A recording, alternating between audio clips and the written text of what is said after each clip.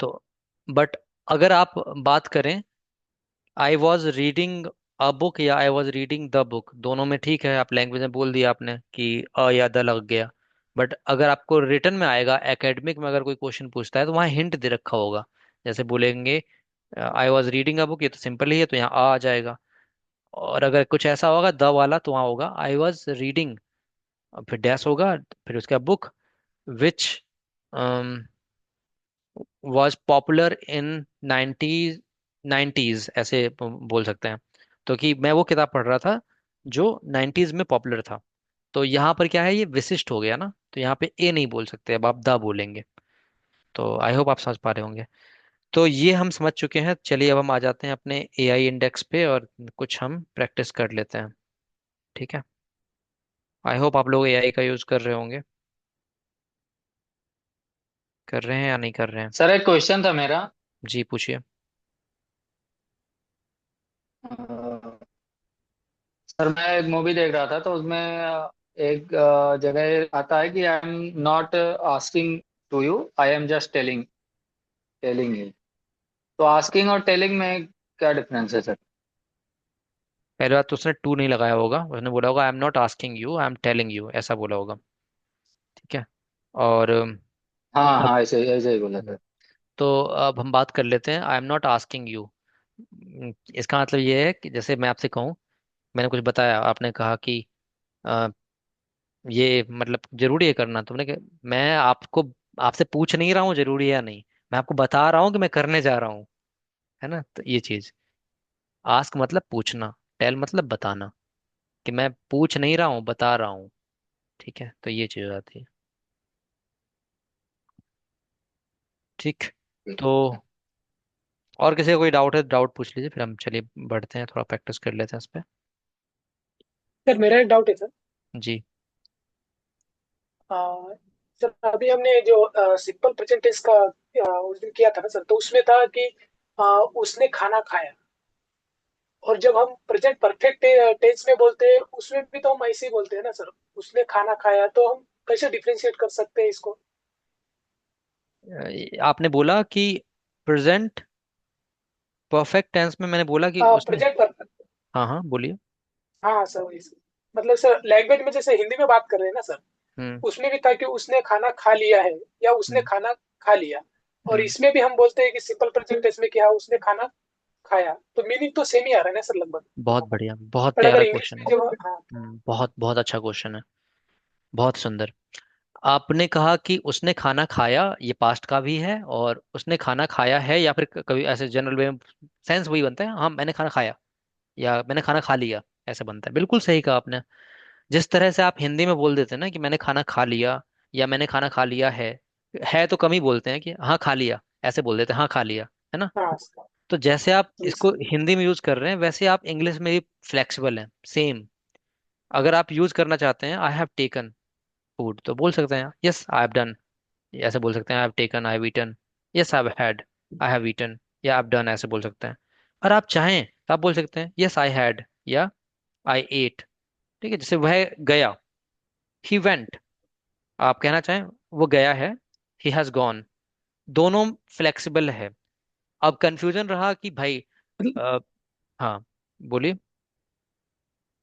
तो दोनों sentence use कर सकते हैं क्या सर? जैसे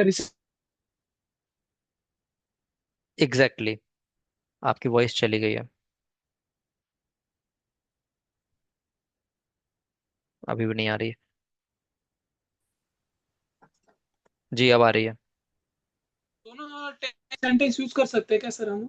हाँ एग्जैक्टली exactly, एग्जैक्टली वही मैं बोल रहा था। आप दोनों ही सेंटेंस यूज कर सकते हैं, बट आप एक बात का याद रखेंगे, जब भी आप सेंटेंस यूज कर रहे होंगे तो जिस सेंटेंस को आप यूज कर रहे होंगे, ऐसा नहीं है कि आप ये कह दें कि मैंने प्रेजेंट आई वेंट बोला, और लेकिन मैं कहना चाहूंगा कि ये सेंटेंस जो है प्रेजेंट परफेक्ट का है, नहीं, ऐसा मिक्स तो नहीं कर सकते ना। यूज कर सकते हैं, बस कॉन्टेक्स्ट, नहीं। हाँ कॉन्टेक्स्ट एक रहेगा आपका, जो कॉन्टेक्स्ट है वही बात रहेगी, कि मैं गया, मैंने खाना खाया, बट टेंस बदल जाएगा। ठीक है। हाँ, अगर रिटर्न में देखें तो टेंस बदल जाएगा, बट जनरल वे में अगर हम बात करेंगे तो बोल कॉन्टेक्स्ट वही सकते हैं रहेगा। सर। हाँ हाँ। कॉन्टेक्स्ट वही रहेगा। ठीक है। ठीक है, ठीक है। ओके। चलिए बहुत ओके सर। बढ़िया। बहुत अच्छी बात है। Thank you. वेलकम। देखिए आपने यहाँ पर भी इस क्वेश्चन के साथ भी आपने एक एंगल देखा कि कैसे ट्रेडिशनल इंग्लिश या फिर जो एकेडमिक इंग्लिश है और लैंग्वेज है ऑन द ग्राउंड, मतलब कैसे वेरी कर जाती है। ये बहुत ही अच्छा एग्जाम्पल था। मतलब एकेडमिक में हम पढ़ते हैं कि कोई काम पास्ट में हुआ था तो हम पास्ट इंडेफिनिट या सिंपल पास्ट के साथ आते हैं। कोई काम हाल ही में हुआ है तो हम उसके उसमें प्रेजेंट परफेक्ट लगा देते हैं। नहीं, हम उसको ऑन द ग्राउंड देखेंगे कि किस तरह से बात हो रही है, तो उस तरह से यूसेज होता है। ठीक है, चलिए। तो अब हम आगे बढ़ेंगे अपने क्लास के साथ, and then let us see that how we are going to test our knowledge using AI. I took a lesson over past continuous test my knowledge basic to advance basic।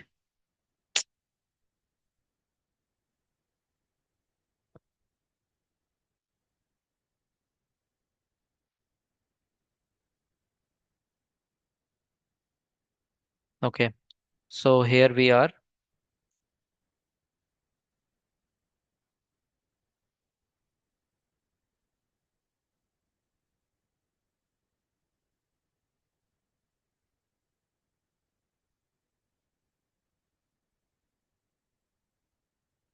हम्म, अच्छा इसने कुछ आज ऐसे question किए हैं। Question base form, what is the correct structure for the past continuous tense. आप comment section में answer कीजिए, बेसिक स्ट्रक्चर क्या होगा, क्या आने वाला है आगे।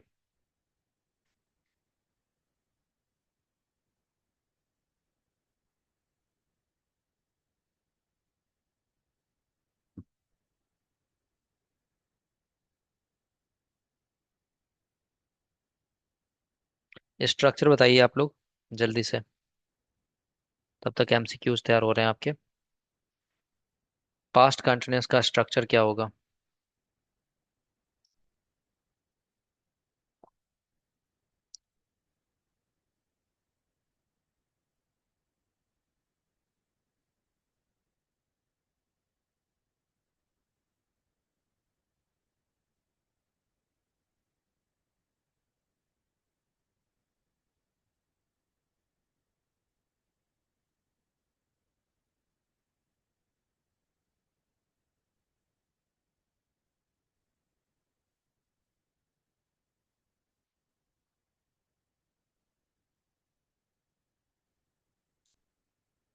ठीक है, तो आपने स्ट्रक्चर लिखा subject plus was were and verb के साथ ING and then object, correct है। Which sentence is structured correctly in affirmative past continuous tense. बताइए इसमें से कौन सा पास्ट कंटिन्यूअस टेंस में है? जल्दी से आंसर कीजिए ए बी सी डी में। ठीक है, पूरा ऑप्शन मत लिखिएगा, ए बी सी डी में आंसर कीजिए। पास्ट कंटिन्यूअस में कौन सा है?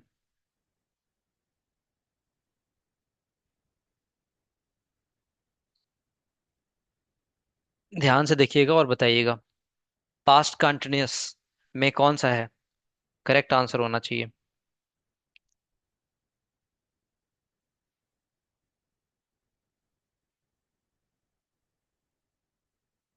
दे were reading a book, that's correct. And then इसका बताइए, choose the best verb form to complete the sentence, we walk to the park when it suddenly start to rain।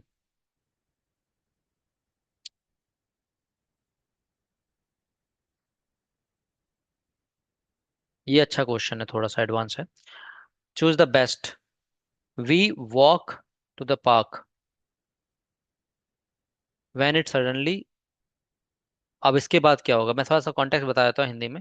हम park में टहल रहे थे, अचानक से क्या हुई, बारिश शुरू हो गई। क्या कर सकते हैं? हम पार्क में टहल रहे थे, अचानक से बारिश शुरू हो गई।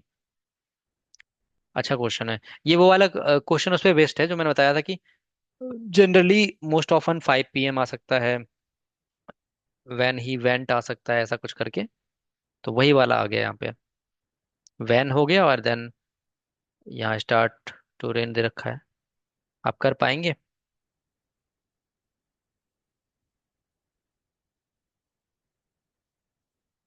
सावन जी का आंसर। जो नहीं कर पाए वो नो लिख सकते हैं।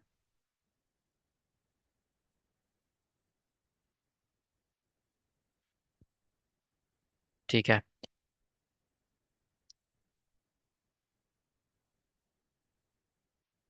हम्म। चलिए पहले समझ लेते हैं, आपको समझा देते हैं, शायद आप गलत जा रहे हैं इसमें। इसमें कहा गया है कि choose the best verb form, complete the sentence. याद रखेंगे, अभी आपको स्ट्रक्चर पढ़ाया था, स्टार्टिंग बताया था कि ये टाइम एक्सप्रेशन भी दिया हो सकता है। ये टाइम एक्सप्रेशन वाला ही है। कैसे? When it suddenly started to rain, जब बारिश होने लगी, है ना। अम, हम पार्क में टहल रहे थे जब बारिश होने लगी। एक मिनट, इसका हिंट भी देख लेते हैं। The past simple is generally used for the action that interprets the continuous action. Walking to the park in when it suddenly started to rain. इसका ये वाला होगा आपका। आप लोगों ने आंसर अभी तक किया नहीं है, मैं ही कर देता हूँ। सी आपका आंसर आया है केवल एक लोगों का। अभी आप बताना चाहेंगे इस एक्सप्लेनेशन के बाद क्या लग रहा है आपको? We were walking to the park when it suddenly started to rain. कहाँ गया वी वर? ये रहा सही आंसर हमारा। हालांकि आप लोगों ने आंसर नहीं किया है। तो the longer background action is corrected. Were walking and the short interrupting action is correctly in the past simple. अब आपको अगर ये समझ में नहीं आया तो आप वो वीडियो देखिएगा दोबारा, जो हमने समझा था स्टार्टिंग में। टाइम एक्सप्रेशन जो आपको पॉइंट बताया था, वहां पर आया था व्हेन ही केम, ऐसा कुछ करके। तो fill in the blanks using the past continuous to describe two simultaneous actions. while my mother, ये थोड़ा एडवांस क्वेश्चन है, ध्यान से। while my mother on the phone, I my homework। जब मेरी माँ, यहाँ पे while का यूज, एक बात तो बता देता हूँ, हिंट दे देता हूँ आपको। while में जब भी यूज करते हैं तो आईएनजी फॉर्म आता ही है, while के साथ हमेशा आईएनजी फॉर्म आता है। ठीक है। तो ये आपके लिए बहुत बढ़िया हिंट है। while is a strong indicator that two continuous actions were happening at the same time। ये इसने भी हिंट दे दिया है कि while एक स्ट्रॉन्ग इंडिकेटर है कि two continuous actions were happening, दो कंटिन्यूअस एक्शन हो रहे थे। while in सर बताइए जल्दी से, while my mother on the phone क्या होना चाहिए? सावन जी ने बी लिखा है। अच्छे क्वेश्चन लिए हैं इसने। मैंने इसे बेसिक टू एडवांस बोला था इसलिए। वाइल का यूज आप आने वाले टाइम में और स्पेसिफिकली करने वाले हैं। वाइल का जनरली यूज हम कब करते हैं? आईएनजी फॉर्म के साथ ही करते हैं। ठीक है। ठीक है। तो यहाँ पर बी, एक ही लोगों का आंसर आया है, केवल बी। और किसी का कुछ आंसर नहीं आया। जब मेरी माँ बात कर रही थी फोन पर, तो मैं क्या कर रहा था? आप इसको हिंदी निकाले करेंगे तब भी आ जाएगा। जब मेरी माँ फोन पर बात कर रही थी, तब मैं अपना होमवर्क कर रहा था। या मैंने किया तो नहीं होगा, तो कर रहा था ही होना चाहिए। तो बी देखते हैं। बिल्कुल सही है, सावन जी ने कल दिया था आंसर। आगे बढ़ते हैं। What is the correct negative form of the sentence she was jogging in the park? ये तो सिंपल है, कीजिए। She was jogging in the park का नेगेटिव फॉर्म बताइए, ABCD।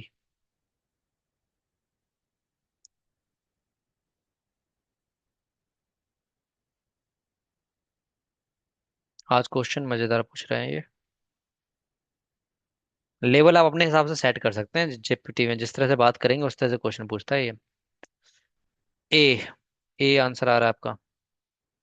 और लोग, पल्लवी जी का भी ए आया। सुरजीत जी। ठीक है, तो ए आपका सही है, करेक्ट है। एंड देन आगे बढ़ेंगे। एडवांस यूसेज एट 8 PM, फिर टाइम एक्सप्रेशन आ गया।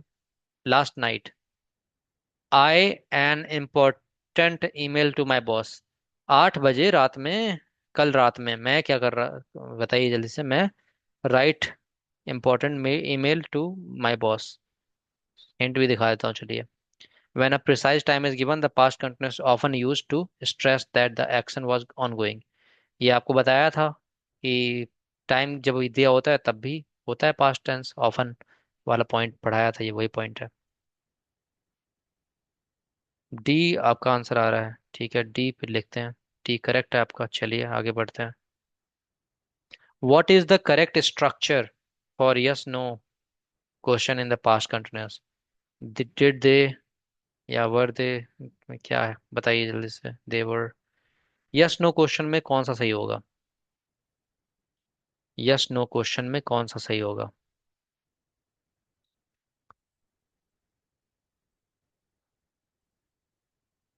विच one is correct?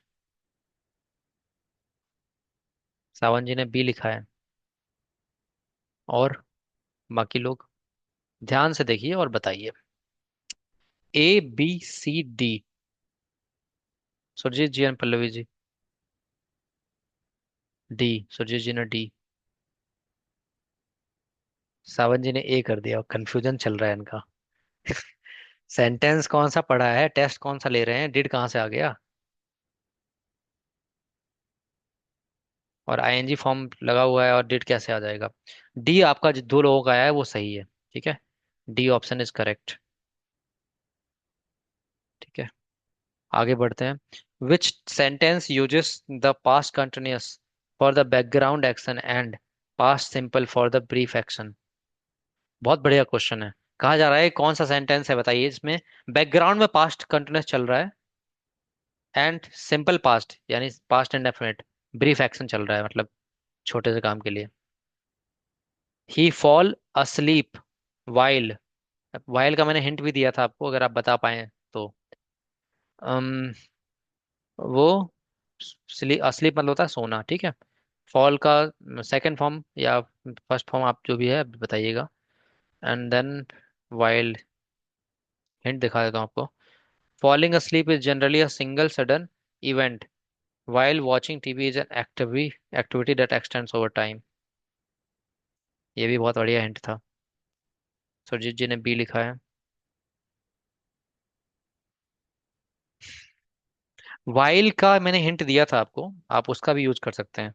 While is always use for ING. अब यहाँ वाइल आगे नहीं आया था, बाद में है तो वो उसके साथ चला जाएगा।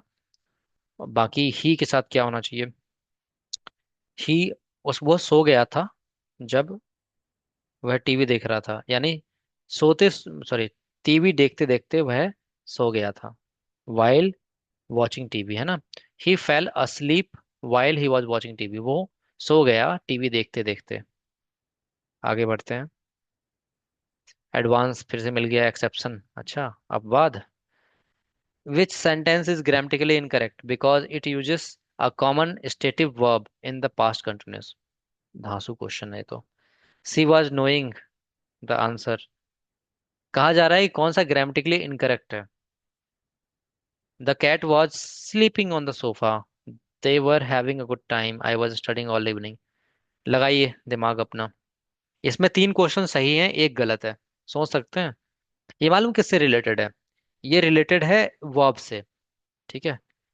कुछ वर्ब ऐसे होते, स्टेटिव का मतलब बता देता हूँ। कुछ वर्ब ऐसे होते हैं जो अपना फॉर्म बदलेंगे नहीं जल्दी से। तो इसमें ऐसा कौन सा वर्ब हो सकता है जो अपना फॉर्म नहीं बदलेगा जल्दी से? या फिर आप उसकी हिंदी निकाल के देख लीजिए, तब भी आपको थोड़ा सा आइडिया मिल सकता है। जैसे मैं हिंदी बता देता हूँ। She was knowing the answer, वह आंसर जान रही थी, क्या सही है? The cat was sleeping on the sofa, बिल्ली सोफे पर सो रही थी, क्या सही है? The they were having a good time, वे समय, अच्छा समय व्यतीत कर रहे थे, क्या सही है? आई वॉज स्टडिंग ऑल इवनिंग, मैं पूरी शाम पढ़ रहा था, क्या सही है बताइए? गलत बताना है इसमें, है ना। गलत कौन सा है, ऑप्शन कौन सा होगा इनकरेक्ट वाला? थोड़ा सा एडवांस क्वेश्चन है, मतलब ये वर्ब से रिलेटेड है, पहचानना है आपको। एक क्वेश्चन गलत, एक सेंटेंस गलत है इसमें। सावन जी का ए इन्होंने लिखा है, बाकी लोग static verb, stative verb it uses a common stative verb.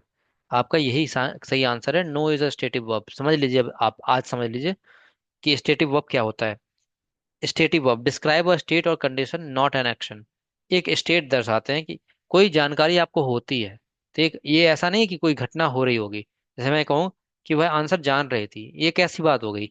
मतलब आंसर जान रही थी, समझ रही थी होता तब मैं कह देता, फिर भी आंसर या तो जानते हो या तो नहीं जानते हो। आप समझ पा रहे हैं इस चीज को? या तो आप आंसर जानते हैं या तो नहीं जानते हैं। जान रही थी क्या होता है? हाँ, समझ रही थी ये हो सकता है। तो इसलिए नो हमारा स्टेटिव वर्ब है, कि एक स्टेट दर्शाता है, कंडीशन दर्शाता है कि आता है या नहीं आता। And should generally not be used in continuous tense. तो इसको हम कंटिन्यूअस में यूज नहीं करते हैं। ठीक है, आगे बढ़ते हैं। फिर भी एक और एडवांस आ गया है। The continuous past continuous can express past habitual annoyance when used with an adverb like always. Choose the correct most idiomatic sentence. भाई बहुत धांसू क्वेश्चन पूछा है इसने। माइक इसने कहा है कि past continuous can express past. Past continuous में पास्ट को एक्सप्रेस करते हैं हैबिचुअल एनोयंस। और जो कि कभी कभी हम हैबिचुअल एनोयंस को भी यहाँ पे डिस्कस कर सकते हैं। एनोयंस क्या होता है? जब आप कोई डिस्टरबेंस एक तरह से कह सकते हैं। When used with adverb always use the correct most idiomatic sentence. और जब हम इसको ऑलवेज के साथ लेंगे, तो जैसे my colleague had always taken my parking spot. और my colleague was always taking my parking spot. My colleague always took my parking spot. My colleague always was taking my parking spot. सोचिए, समझिए, बताइए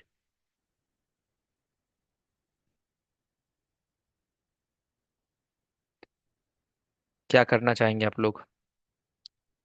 आपको question थोड़ा difficult लग रहा होगा, क्योंकि मतलब ये क्या है कि मैंने इसे इंग्लिश में दे दिया था, तो इसलिए ऐसे क्वेश्चन पूछ रहा है। ठीक है, बाकी आप कोशिश कीजिए। चलिए हिंट दिखा देते हैं आपको। यहाँ पर हिंट दे रहा है कि look for the specific placement of the verb always in this advance usage structure. Always का हम स्पेसिफिक देख लेंगे कि कहाँ पर आना चाहिए। ठीक है, वॉज ऑलवेज होना चाहिए या ऑलवेज वॉज होना चाहिए, एक ये देख लीजिए। मैंने दो ऑप्शन दे दिए, अब आप बताइए। वॉज ऑलवेज होगा या ऑलवेज वॉज होगा? बताइए। बी और डी में से बता दीजिए, चलिए। बी और डी में से। बी। सावन जी बी के साथ जा रहे हैं क्या? पल्लवी जी बी के साथ जा रही हैं, ठीक है। My colleague was always take my parking spot. कर दें टिक? गलत हुआ तो एक नंबर कट जाएंगे हमारे। चलिए, बी करेक्ट। बहुत बढ़िया, आपने सही पकड़ा है। अब देखिए, मैं इसको समझाना चाहूंगा क्योंकि क्वेश्चन बढ़िया है, अच्छा क्वेश्चन है। देखिए, यहाँ पे लिखा भी है कि was always plus verb ING and specific structure use to express a recurring annoying और frustrating habit in the past. मैंने कहा ना, एनोइंग मतलब वही डिस्टर्बिंग होता है, फ्रस्ट्रेटिंग। कि ये वो चीज है कि एक स्ट्रक्चर में हम यूज वॉज ऑलवेज का यूज करते हैं आईएनजी फॉर्म के साथ, एक खास स्ट्रक्चर में, जहां पर हम ये दर्शाना चाहते हैं कोई काम लगातार हो रहा था और काफी फ्रस्ट्रेटिंग था habit. My colleague was always taking my parking spot. क्या होता था कि मैं भी कभी गाड़ी खड़ी करना चाहता हूँ, तो वो पहले ही खड़ी कर लिया करते थे गाड़ी। तो ये एक एनोइंग चीज है ना आपके लिए, कि वो आपकी पार्किंग स्पॉट मतलब घेर लेते थे, है ना, अपनी गाड़ी खड़ी कर लेते थे। तो ये चीज है, तो वॉज ऑलवेज। ऑलवेज वॉज नहीं होगा, इस बात को याद रखेंगे, है ना। चलिए, एक बात याद रखेंगे, जो ऑलवेज है ना, जनरली, मैं जनरल वे में बोल रहा हूँ, अगर ऐसे सेंटेंस होंगे तो ऑलवेज का आप जनरली हेल्पिंग वर्ब के बाद ही यूज कीजिएगा। ठीक है, तो आपका गलती के चांसेस कम रहेंगे। ओके, आगे बढ़ते हैं। Advanced application combine these two ideas into one sentence using the most appropriate tense. दो आइडिया हैं, उनको एक सेंटेंस में कंबाइन करना है। The power go out exactly as we finish the presentation. यहाँ पावर का मतलब है इलेक्ट्रिसिटी, ठीक है। बिजली चली गई ठीक तभी जब हम प्रेजेंटेशन आप कीजिएगा, क्योंकि अगर मैं इसका हिंदी बताऊंगा तो एक पूरा आंसर ही हो जाएगा। सोचिए समझिए, बताइए कि पावर गो आउट हो गई या कैसा, क्या करना चाहेंगे? सेंटेंस बनाना है दोनों को मिला करके।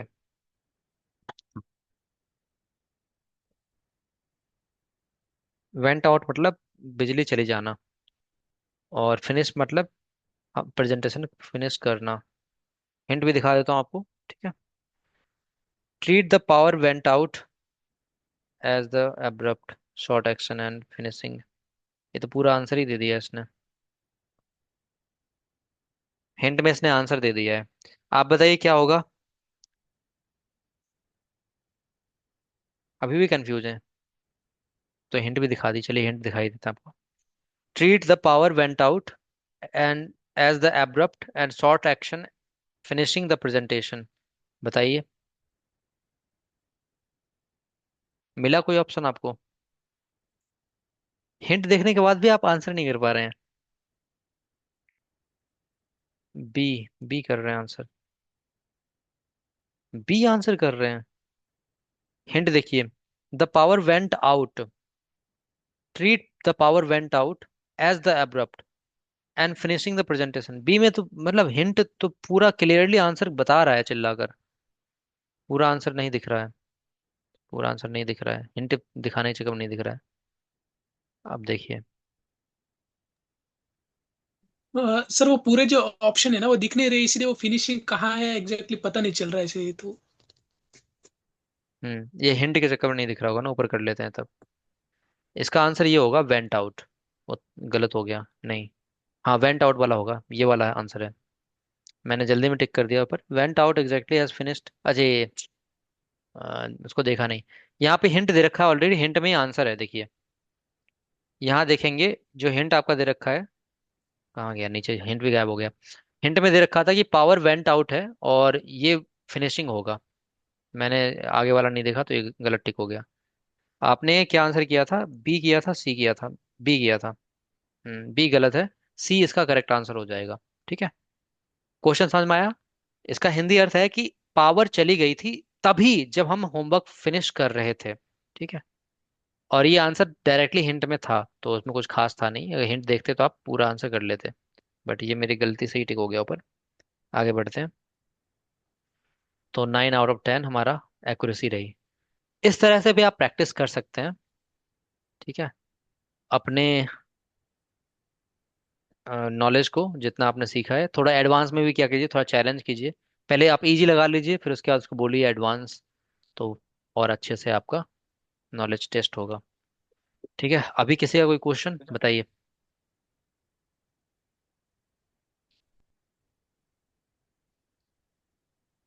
Are you having any question?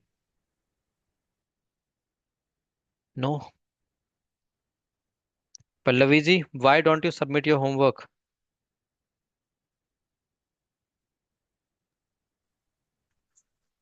Sir कल करूंगी सबका। Surjeet ji, why don't you कल मैं सबमिट? ट्रैवलिंग थी। ओके।